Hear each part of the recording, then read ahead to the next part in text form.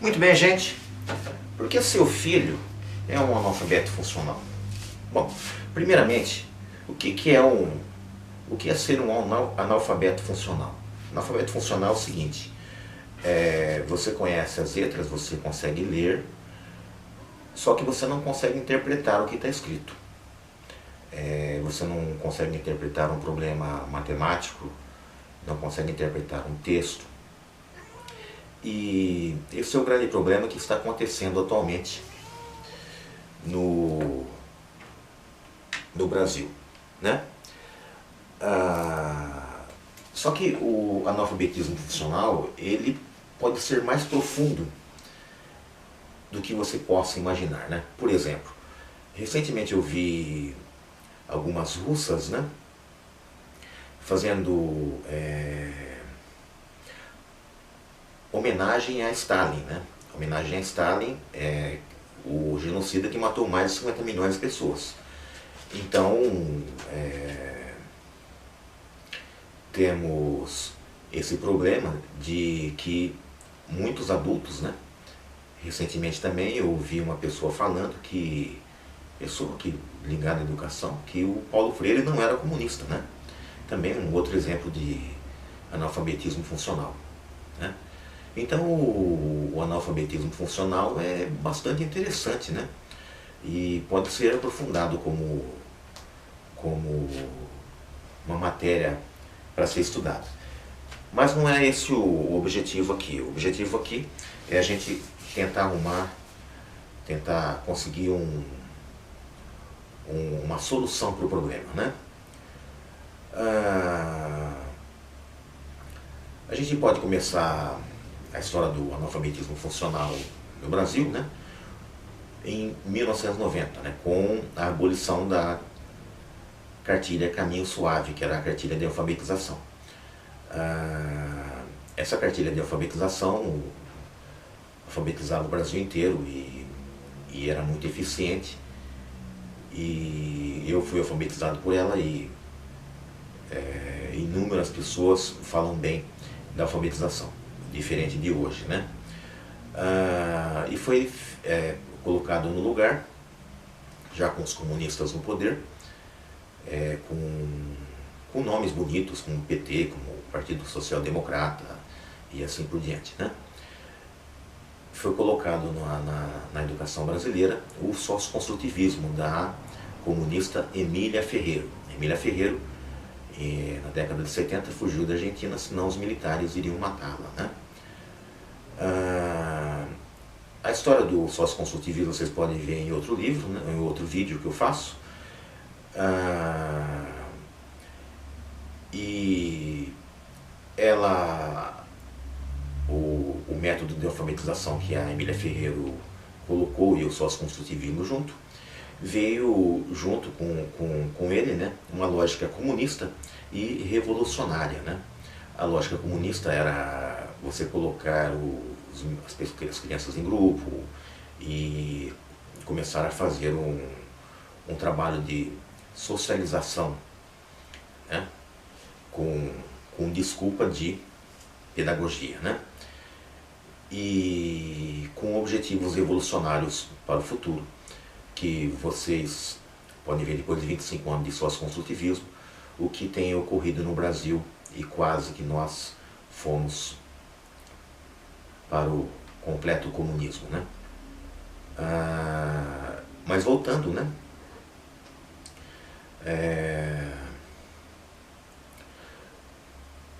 Esse movimento comunista, vamos dizer assim, ele não só inundou o Brasil, como o mundo todo, né? O mundo todo, através da ONU, da Unesco, e a sua prioridade era modificar comportamentos na escola, escola para todos, e essa modificação de comportamento era para fazer um bom comunista, né? E então o comunismo, né, invadiu as escolas do Ocidente, disfarçados de pedagogia, e houve um decaimento do nível educacional mundial absurdo, né? porque eles começaram a se preocupar com os comportamentos sociais e os conteúdos deixaram de ser prioridade, né?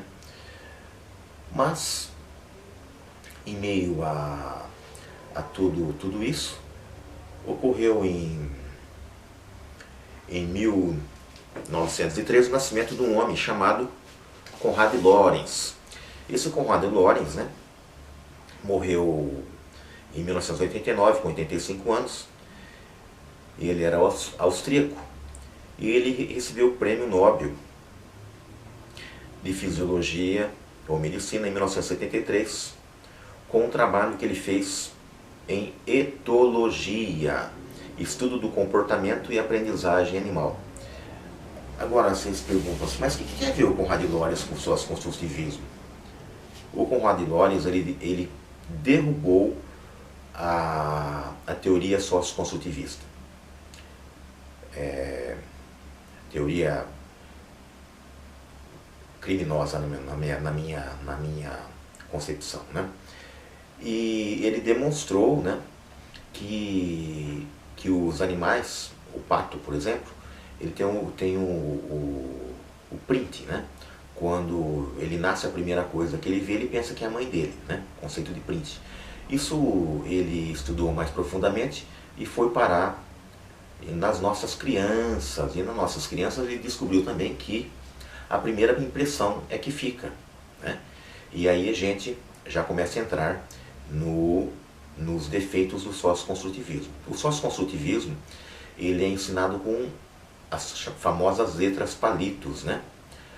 E essas letras palitos são as letras maiúsculas, né? E de forma, né? E elas são ensinadas somente elas na alfabetização, com a teoria de que ensina essas letras palitos para a criança aprende mais rápido a ler e escrever, né? Só que é mentira, porque a criança ela tem que aprender as 4 letras, tanto as de forma quanto as de mão, inicialmente, tá? Porque a primeira impressão é que fica, né? Vai dar um pouquinho mais de trabalho para o professor. Ele pode, por exemplo, aprender, ensinar com a letra palito o mecanismo da alfabetização, pode, né?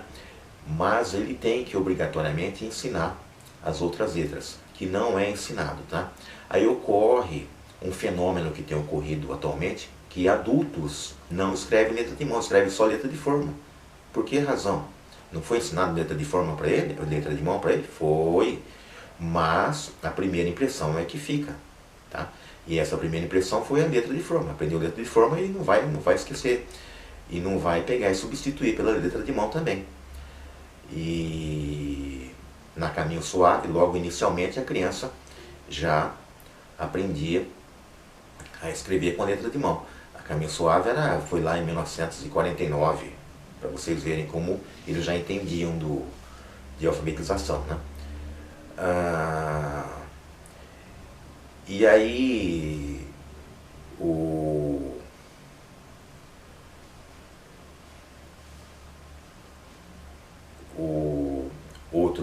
outros pesquisadores, né,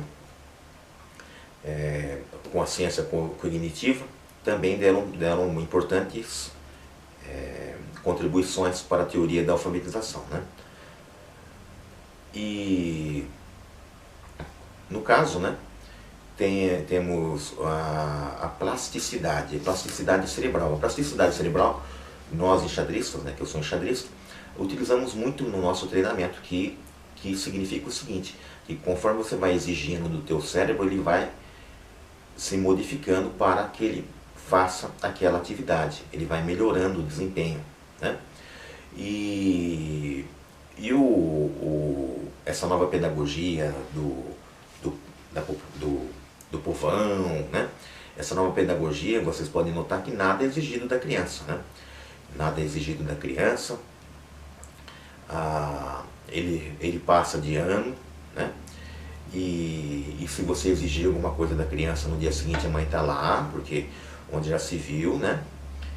E aí não ocorre o conceito de plasticidade, para você pegar e desenvolver o teu cérebro e você melhorar tanto o português quanto a matemática, você precisa que seja exigido do teu cérebro as coisas, né? É necessário que você tenha o ganho, né? A motivação para você, tipo, vai fazer uma competição e você vai querer ganhar o primeiro lugar, né? E assim por diante. E essa plasticidade foi tirada completamente do socioconstrutivismo. Começa, né, pela atitude de não ensinar as 4 letras, só ensinar a letra palito, facilitando imaginando que está facilitando o trabalho da criança, mas ao contrário, ele já está acabando com a criança, porque não está utilizando a plasticidade cerebral. A criança não se exige dela, ela não vai desenvolver o cérebro. Isso em idade precoce, que é fatal, né? Na idade precoce, principalmente, você tem que fazer a coisa certa, para que não tenha consequências futuras funestas, né? E recentemente, né, bem recentemente, foi descoberto por pesquisadores que a letra de mão torna a criança mais inteligente, né? Olha que interessante, ela fica mais, tem maior acuidade visual, acuidade mental, tem maior concentração e fica uma criança mais centrada, que aprende melhor. E sem falar também que os iluminados, né, do socioconstrutivismo e dessa pedagogia moderna proíbe completamente a cópia, né? Para eles, uma criança fazer uma cópia com letra de mão e assim por diante é o maior pecado do mundo, né? E não é. A cópia faz com que a criança desenvolva concentração e persistência, costume ao trabalho duro, né? E porque o estudo, quem falou que é divertimento, quem falou que não exige trabalho e dedicação, né?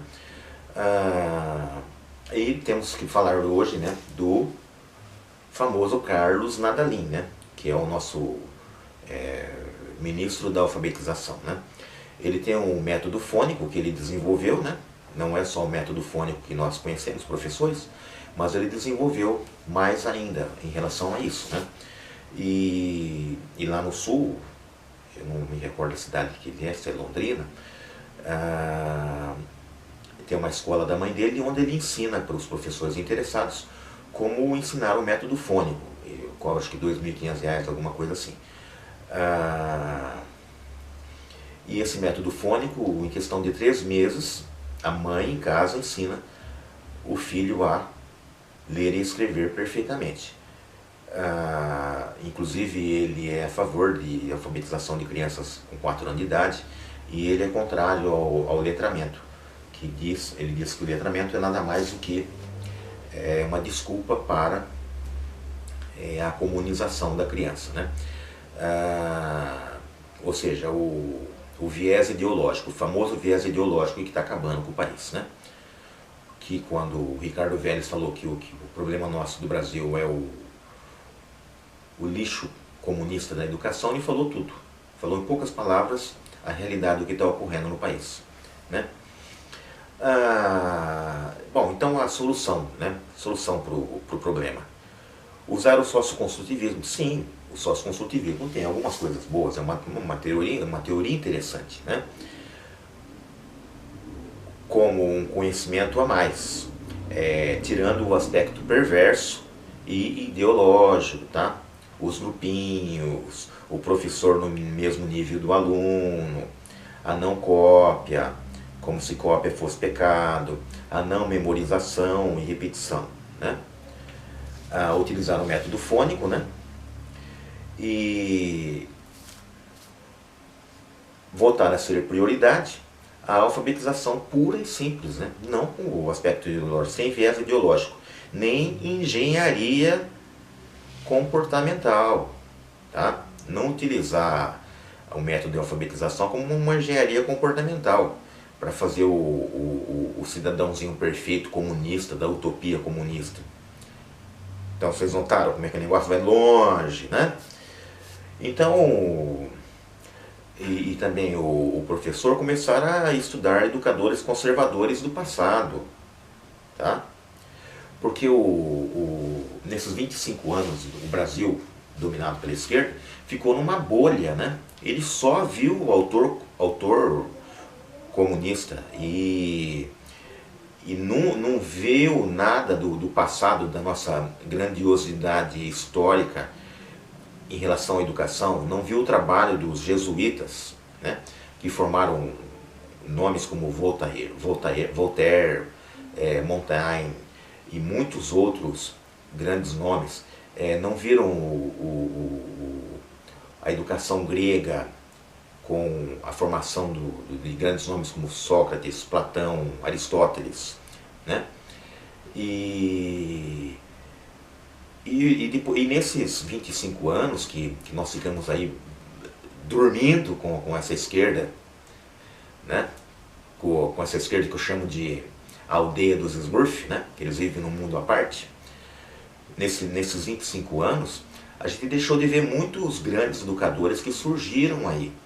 E que outros países como Coreia do Sul, agora recentemente Singapura, não ficou dormindo no pedaço, não ficou preso em ideologia e foi atrás desses grandes educadores, desses grandes pensadores realmente interessados em educação e se tornaram os melhores do mundo em matemática e a língua nativa e ciências e assim por diante. E de repente deram um salto em tecnologia e ciências, né? E o Brasil? O Brasil está atualmente, né, em 60º lugar, 8º lugar de 70 países. Mais um pouquinho ele está no último lugar, lá no exame do PISA, tá? Em 2004 ele estava em 31º lugar. Essa porcaria foi implementada no Brasil em 1990, tá? Pelo senhor Paulo Freire e a senhora Emília Ferreira, o sócio-consultivismo. Em 2004 nós já estávamos em 31º lugar de 70. E em 2015, que foi o último PISA, nós estávamos em matemática no número 68, tá? Para vocês fazerem uma base do nível horrível, horroroso que a educação brasileira chegou, correto? E o que é pior, você fala para professor, para todos esses iluminados e assim por diante, não adianta, são fanáticos religiosos, tá? Não querem ver a realidade, tá certo? E tem mais outro detalhe. Quem é superior aos professores é sempre um cara que tem viés esquerdista. Ou ele pegou e foi professor se formou em faculdade de história com a cabeça feita para o comunismo, ou ele pegou e se formou em pedagogia e é completamente comunista, né? Ai de você se você pegar e falar alguma coisa de direita ou assim por diante. A escola se tornou um reduto comunista, né? E a única esperança que isso mude é mudando a cabeça dessas pessoas. E onde é que essa cabeça dessas pessoas está sendo feita? Está sendo feita nas universidades, né? Nas universidades não tem professores de direita, só professor de esquerda. Os autores que os alunos leem e estudam é só autor de esquerda. Pedagogia, só autor de esquerda, né? Eu não sou contra, mas eu acredito que deveria ter os autores de direita também, né? Eu estou lendo um livro chamado A Arte de Educar, do Wiggins, né? Eu estou simplesmente achando aquilo ali maravilhoso, né? Ele fala da educação grega, fala até do método pedagógico de Jesus, fala da educação dos jesuítas. Eu estou assim, né? Estou amando o livro, falando assim, poxa vida, onde é que eu estava? Onde é que esse livro estava? Tá? 30 anos de educação não viu isso aí, né? Bom, muito bom, gente. Eu agradeço muito a paciência de vocês até agora por terem me ouvido. Espero que esse vídeo seja útil para vocês. Por favor, deem joinha, divulguem o vídeo e muito obrigado.